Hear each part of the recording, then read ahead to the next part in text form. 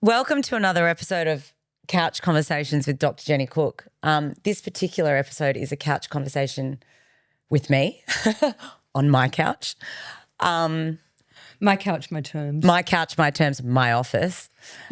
What's really exciting about this episode for me and hopefully for you guys is that Dr. Jenny Cook is actually my doctor, my women's health doctor, my vagina doctor. You're a vaginacologist. My is that a vaginacologist. Vaginacologist. So I've known Jenny for a number of years.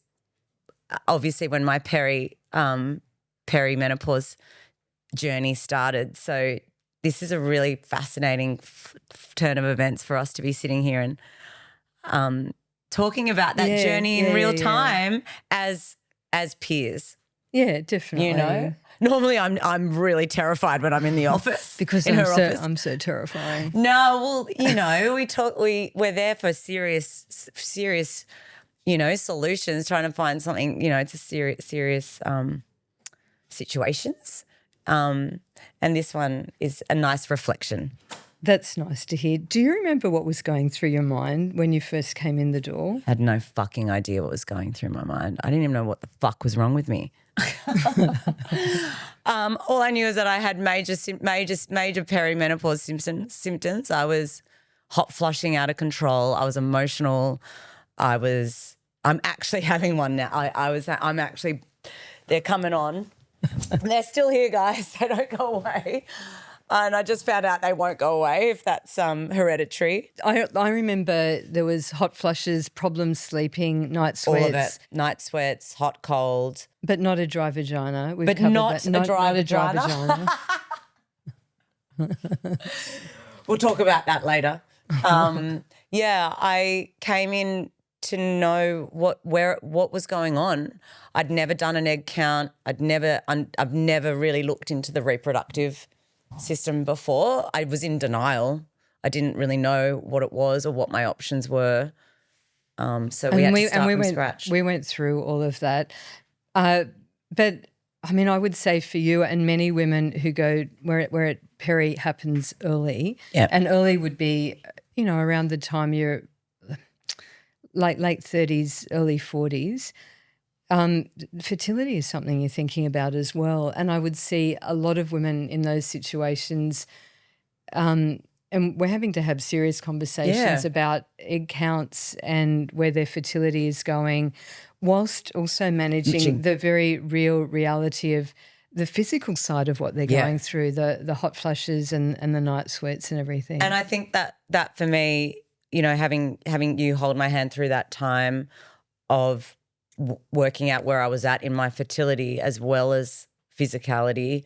And for me, you know, it was I wanted the option to have more children or to egg count. We went through and you were like, nope, that's not the only option. There are other options. And I was like, well, for me, an egg donor wouldn't have been an option. Like, you know, we went through we did go through all that. Yeah. And I think what I'd usually say is, look, we'll talk about everything. We'll put everything on the table, but not all of these things are going to be right for you. Sometimes I'll even say we just touch on egg donors and then, you know, put it in the bottom of your bag, forget about it for now. But I think for me that wasn't something that I'd realised that I was at. It was kind of, you know, I was in a dire situation where I had a very low chance of pulling eggs out. So that was a lot to deal with personally anyway, and I had to deal with that reality through COVID where – it was where elective surgery for egg freezing was taken away.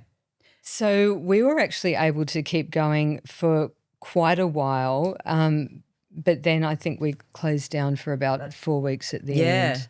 And over that period of time, I actually did talk to a lot of women about egg freezing because I'm having a major hot flush. Really? Yeah. Anyway, do you want some water, some ice? This is what I've learned. You've actually just got to call it out, so you're not so you're not trying to cover it up. Anyway, this now denim shirt becomes an off the shoulder look. Thank you. Yeah, I saw a lot of women who they realised that they couldn't go out and meet anyone. Online dating was not an option because you couldn't go out. Yeah. And we didn't know when the end was within sight. Yeah. So I did see a lot of women to talk about egg freezing then. Yeah.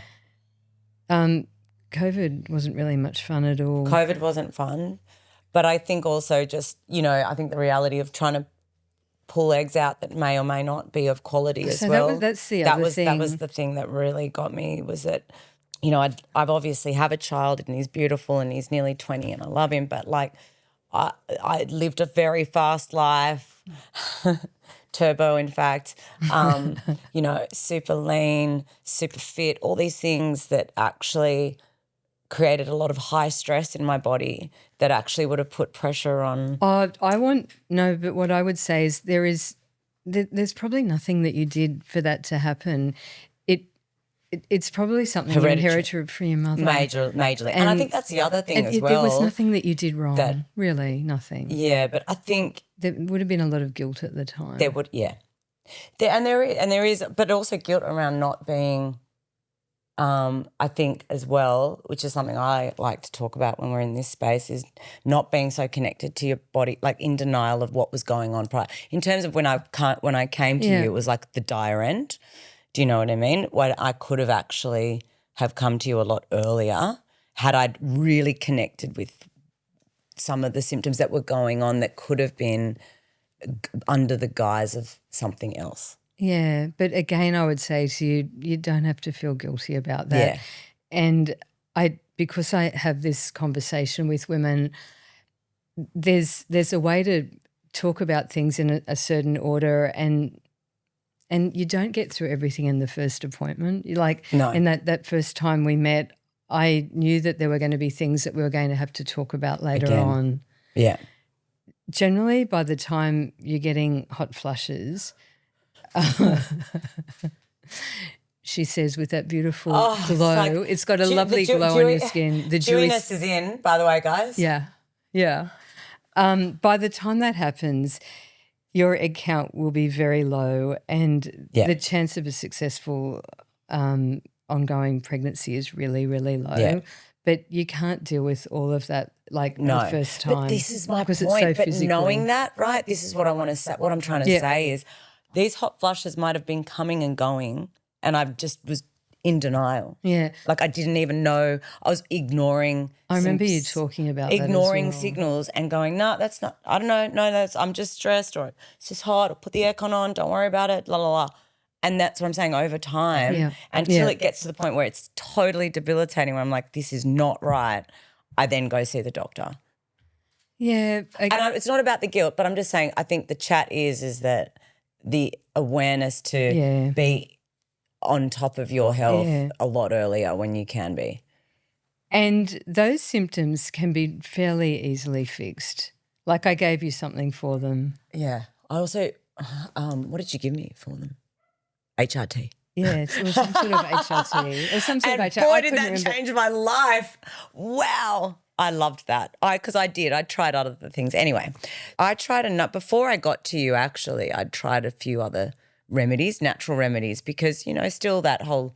And that's okay. That whole and what science around that was a bit not taboo, but there's always, is it increased breast count? All the pros and cons around HRT. So just to clarify, HRT is hormone replacement therapy. And broadly speaking, we say the estrogen will help with the hot flushes and night sweats, what we call vasomotor symptoms. Case in point. But a side effect of estrogen is that it can stimulate the uterus and cause bleeding, which is why we give the progesterone as well. I think traditionally women it's been held with very negative connotations. Yes. And also when you're on HRT, you're admitting that things are changing in your body and you're having to come to terms with that. But if you take it for the right reasons, it works really well. Well, I can tell you now, it was my life. saving grace. Yeah. Because sleep deprivation and that irritability is debilitating. And I was probably, and like I've said in previous times, whatever, you suffer in silence in that, and like having to go to work and turn up, and that's the ultimate downfall of all of that if you're in denial of what's going on. You know, you try other things, but HRT solved that within weeks. I couldn't even believe it. And now it's like my best friend. Need some more. We can sort that out. Do you ever look back and think, I wish I had frozen my eggs earlier? Yes.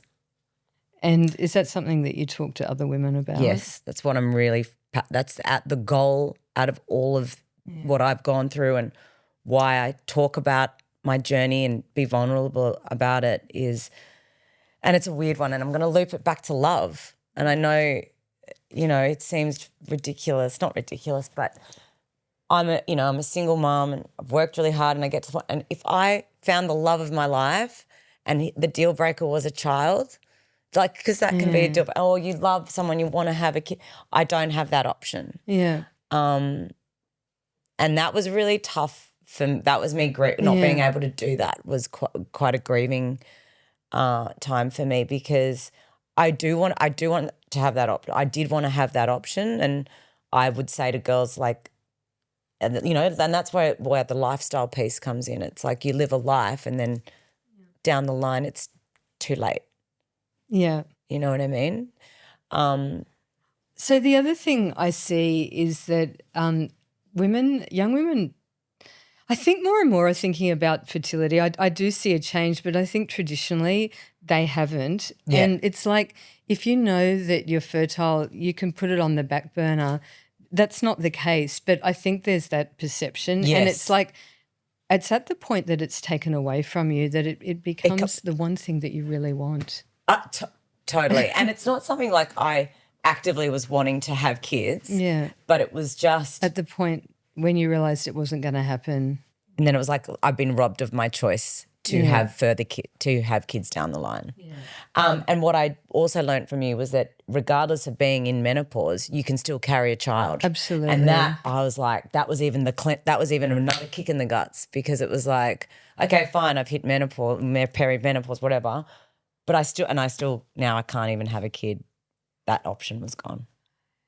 With your own eggs. With my own. Which was and this with my own eggs. With your own eggs. And that would have been my choice, to have with my own eggs. Okay, so what would you say to a 32-year-old woman, maybe the 32-year-old you, who hasn't met the love of her life, desperately wants to have children, but is on the cusp of something really big with her career? Like she's going to live her life to the fullest. What do you say to her? This is exactly my point. Like go and get a health check, get a snapshot of where you're at with your fertility, your reproductive, like understand where you're at because that changes in that point at that moment. Like freeze your eggs. Yeah. It's a whole new – that's it's a whole campaign. Itself. It is a whole conversation itself. But know what you want out of life, not just like while you're tunnel vision in this one silo, we all work in tandem, right? So we've got to be across all of it. Yeah. Talk me through that process. So you would firstly go to see a fertility specialist like yourself? Like me. My doc. My doc, that's me. And have your fertility assessed. Yeah. We would do blood tests and ultrasound, and I can give you a snapshot of where you are at the moment. If you came in with your partner, I would be testing his sperm as well. They don't get off scot-free. No, it takes two to tango. Absolutely, absolutely. I always ask women about their time frame when they want to start. Yeah, I suppose I do say to women, what's your plan for your life? What's your plan? Don't just meander through life, know where you're going. Exactly. And how many children do you want is the other thing. I mean, it's fine to say I'll start when I'm 34, but if you want to have 4 children, you're starting too late. Yeah. And the process for egg freezing is it takes 2 weeks. We say it's the 2 weeks of an IVF cycle, and you take injections to stimulate your ovaries. We monitor that process every couple of days with blood tests and ultrasound. The egg collection is done with the woman asleep. It takes 5 minutes, and then we collect the eggs and tell her how many there are and freeze them. And I was going to say, and then that's one hurdle, like which is great, like but then it's the quality of the eggs then, and then how many eggs you pull out. It's the rate limiting step with egg freezing is the quality. I suppose with any aspect of fertility, it's going to be about the quality of the eggs, which comes down to a woman's age. So the younger she is when she does it, the better the egg quality. And most women in their 20s probably wouldn't be thinking about it, but they would have excellent egg quality. They wouldn't be thinking about it, but they should be. And that's the whole point. We think about our aspirations too later on in life. We put ourselves second too many times. So at school, we're taught about contraception. Yeah. And then probably into your 20s as well. And then suddenly you get to your 30s and you think, right, now thinking about fertility, you need to be thinking about it in your 20s. Agree. Yeah. And then the eggs, so that's the main rate limiting step is a woman's age. And then the eggs just sit there until she's ready to use them. What are the limiting factors to going down this path of egg freezing? So I'm going to have to say cost, but in Australia, Medicare will cover egg freezing if there is a medical reason. So if a woman has low ovarian reserve, and it is possible that you would have had low ovarian reserve in your early 30s if you were heading towards an earlier menopause, Medicare would cover it if there's a medical reason, and that would include endometriosis. Obviously, a woman who has a cancer diagnosis who needs to go on chemotherapy, it would cover it then as well. Yeah. I always say egg freezing is a positive thing. I think it's the most positive thing, and it shouldn't be a dire end result. It should be a preventative, proactive, early on part of strategy is your overall life strategy as a woman. Yeah. As a career woman, as a mother who want to be mother, all those things. Yeah. It should be part of that decision process. Yeah. And thank you for putting that out there. Yeah, I'm a big believer. I'm a big believer just because it happened to you. I didn't get to do that. And I would also see, I see women in their late 30s who have had a baby and are struggling to have the second one and say to me, I thought about egg freezing, but I just never did it. And I think that goes back to my point before of, when you're in your early 30s and you're fertile and you're able to do it, you're not thinking about it. No care in the world. But it's when that is potentially taken away from you that you suddenly think it's your one driver. It's the one thing that you really want. Yeah. And what you can't have. Yeah. Yeah. So, Pip, tell us a bit about your experiences and where this has led you with the business that you're now involved with. Yeah, you put your money where your mouth is. I do, so to and I speak. think I obviously through my experience and then talking about it, it's one thing to talk about it, but then it's to actually really show up and back it. And so I've become a shareholder in this business that brings menopause products to the market. We, and that work in complement HRT. So, there's a creatine product, which I think, has been it's kind of going off at the moment, creatine in the world of not only like for women in menopause losing muscle and brain cognitive functions and all of that stuff. So there's that. But the interesting other product, there's one of 8, but the next product is about vaginal dryness, which obviously isn't a topic. We've discussed the fact that you don't have vaginal dryness. I just want you to know I don't have that. Vaginal dryness. Do not have vaginal dryness. But it's an interesting topic again because it is quite vulnerable and it's very not, women don't want to share that if that is what they're going through. And I think this is the whole point of talking with you and creating conversation to break down that barrier that this is what we go through. The interesting thing with this product is it's like a little baby Mentos. So to normalize it, you pop it in like a Mentos. It's got hyaluronic acid and seed oil, so it's very nourishing for the older woman going through that, but it's also an amazing lubricant. So it can speak to the younger woman and the older woman and everyone in between, and maybe around that spark some conversation with younger women around the why. Which I'm a big advocate and passionate about this so much. So watch this space. That's really exciting. Yeah, that's really exciting. It's very exciting. What I love most about our relationship, even though it's doctor-patient and there's absolute respect, what I love most, which is why I'm comfortable with you, is that you have that compassionate side about the emotional side of what we go through. and the effects of that. And you always check in on me around that. One of the conversations that we've had that I think is something that women really don't talk about. No.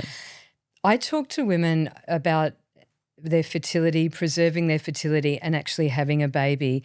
But we forget 18 years later, there is an adult that you have given birth to, breastfed, taken to school. Dedicated a life to. Yeah, taken, in your case, encouraged to play basketball, thrown every basketball at him, like taken him to training, and then suddenly actually facilitated this journey forward.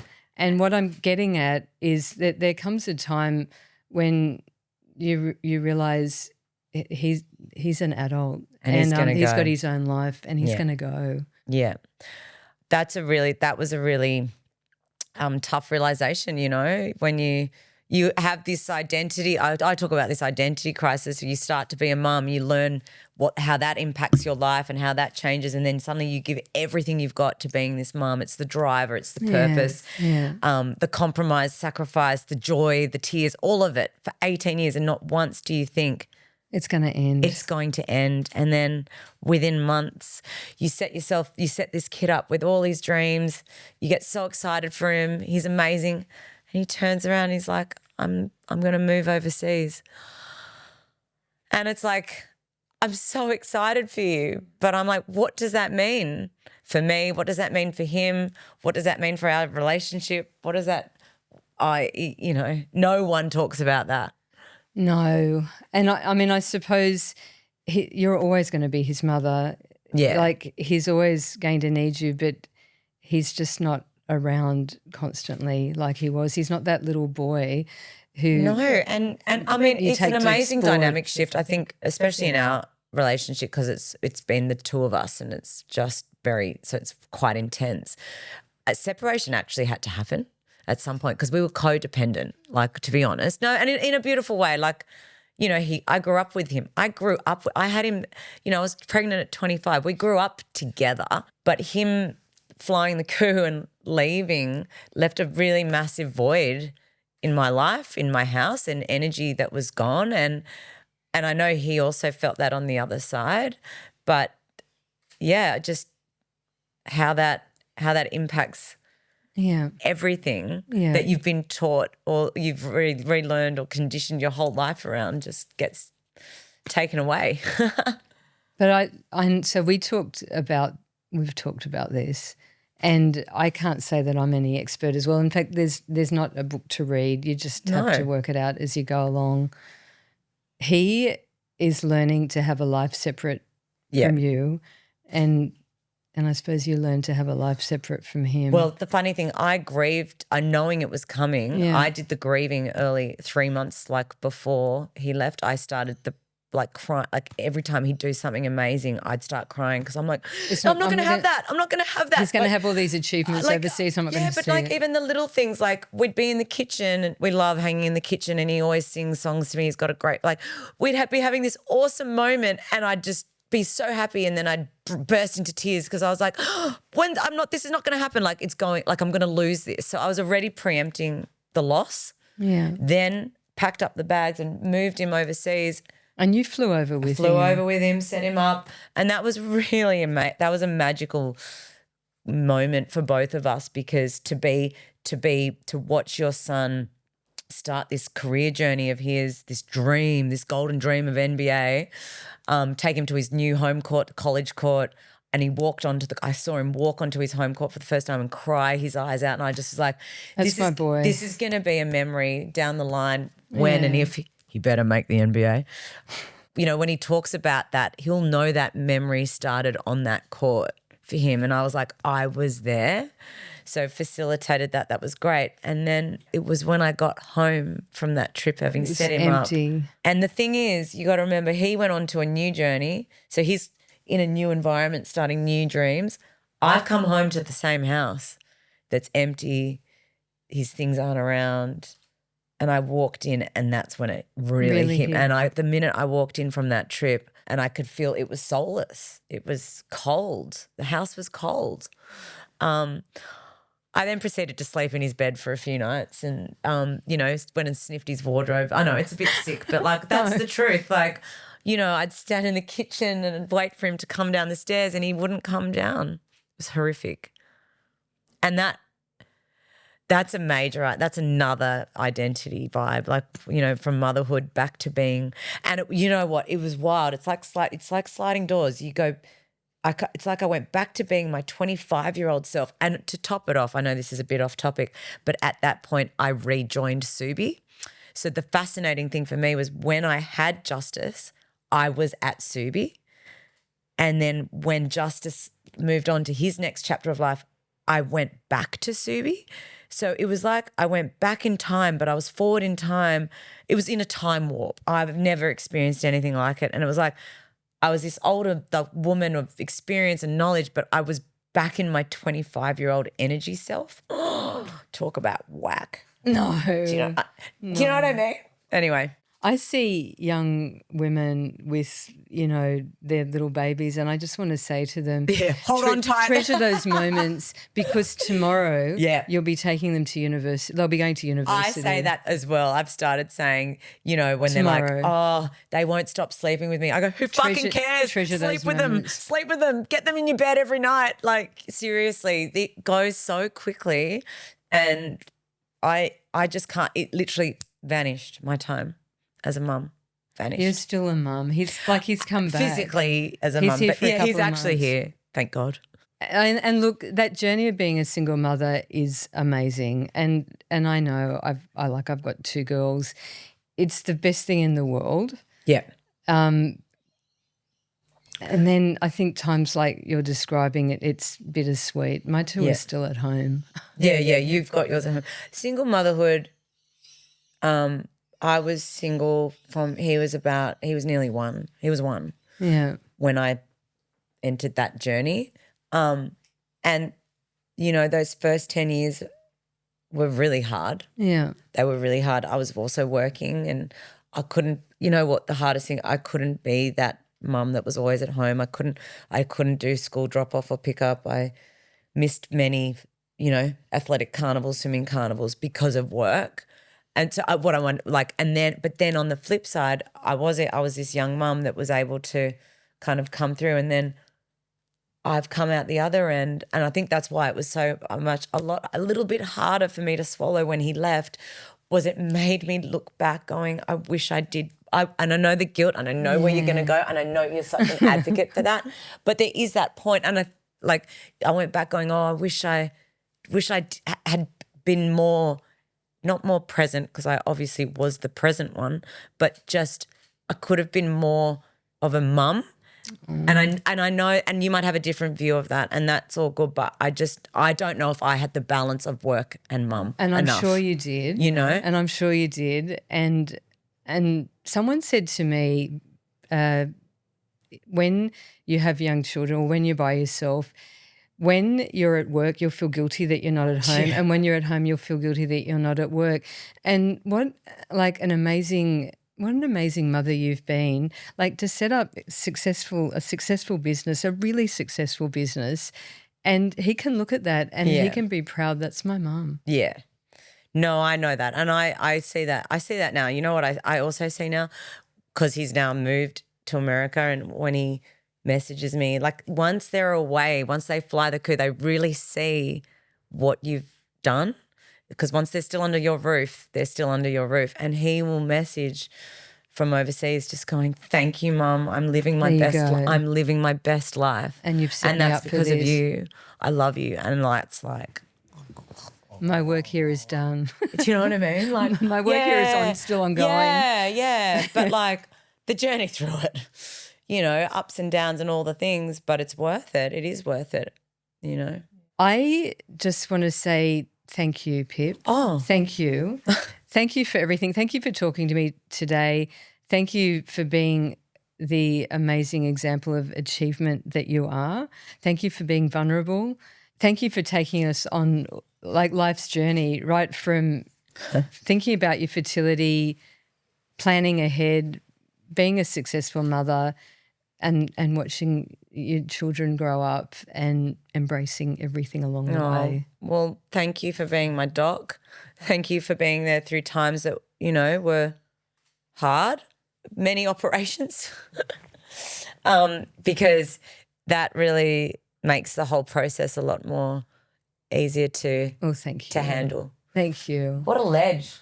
She's a ledge. She's a ledge too. Of course I want to go in and get my HRT from her. Of course I wanted to put me under and fix me up.